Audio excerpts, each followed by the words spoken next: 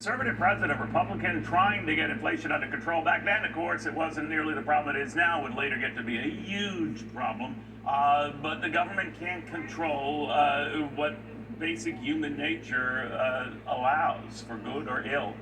Prices move of their own accord, and you can't clamp them down or have the government force the issue. You can for a little while, but that was a failing effort. And now, of course, it's being brought up again. Kamala Harris is very keen on doing that. John Taffer, the Bar Rescue host, on whether that would work. John, what do you think? Well, Neil, I've been thinking a lot about it. Think of a shrimp.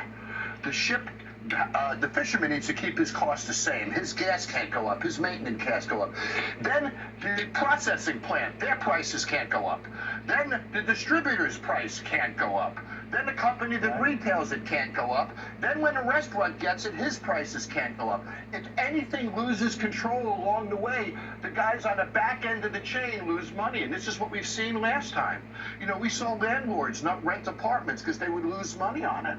So unless you freeze every single cost of every business in the country, you cannot cap some of them. And of course, Neil, if you were to do that, then our free market economy is gone. And that is socialism. And entrepreneurship disappears. My ability to innovate and create profits and add value to my customers so I can increase prices. Make my service better so I can increase prices. Create better work environments so I can attract better employees. I can't do any of those things anymore once this is put into place. It freezes us where we are, and I believe it stops any type of growth that we could ever have. Neil, you take a look at the last year. Red Lobster filed bankruptcy.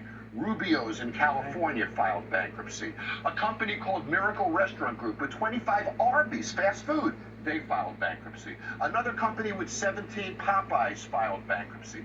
Tijuana Flats filed bankruptcy. Quiznos had 4,700 restaurants. They're down to 300 restaurants. These are the economic conditions that we're living in now. And rather than capping it, how about stimulating it?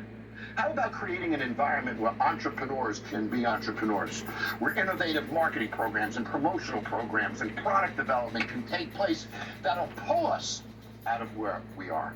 The policies proposed are the exact opposite of that, Neil. And if I could just add one more point, even Walgreens is projected closing 2,700 stores, Neil, in the next couple of years.